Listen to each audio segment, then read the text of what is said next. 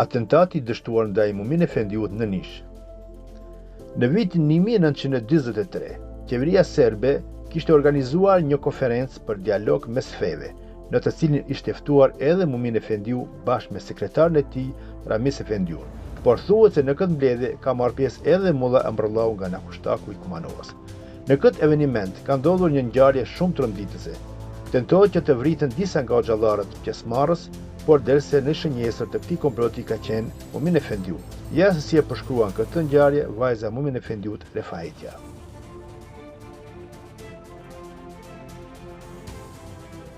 Baba im ka qenë në këtë konferencë, bashkë me sekretarin e tij Hafez Ramiz Paljevacin, i cili nuk ka qenë shumë i shkolluar, por ka qenë shumë i ndërvjellët dhe me përvojë. Gjatë kohës së konferencës, baba del nga salla për të shkuar në tualet, kalon një person përska i tij dhe ja lëshon një letër në dorë dhe largohet shpejt e shpejt.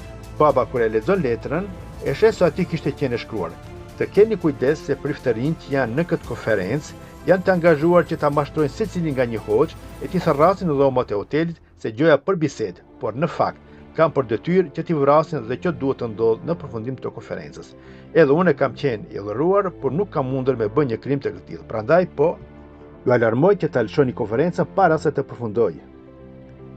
Babai me njerë e thirr nga salla Hafez Ramizin dhe ja tregon letrën.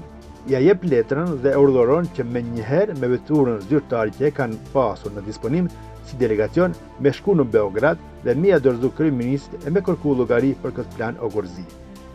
Ai shkon në Beograd dhe dorëzon letrën, por kryeministi nuk pranon se është plani i tyre, kurse Mumin Efendiu ja kishte shkruar edhe një letër tjetër kërcënuese kryeministit, se nëse ndodh diçka e tillë, shqiptarët nga gjithë Kosova dhe Shqipëria që në mëngjes kanë për ta sulmuar Nishin. Baba ishte kthyer sërish në sallë që mos të hetohej se çka është duke bërë. Se nesërmen, pak para përfundimit të konferencës, e lëshon konferencën bashkë me Hafez Ramizin.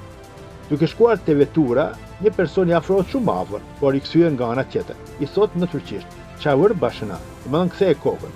Dhe kur baba e shikon, ai e nxjerr revolën nga xhepi dhe tenton me gjuajt. Por baba reagon shpejt e kap për revolë dhe rrëzon në tokë. Baba ka pas një trup të lartë dhe shumë i fuqishëm ka qenë. Ai kur e sheh se revolën ja ka marr baba nga dora, çohet dhe ja mbath. Baba e hedh revolën në tokë dhe i thot Ramizit: "Eja të largojmë shpejt."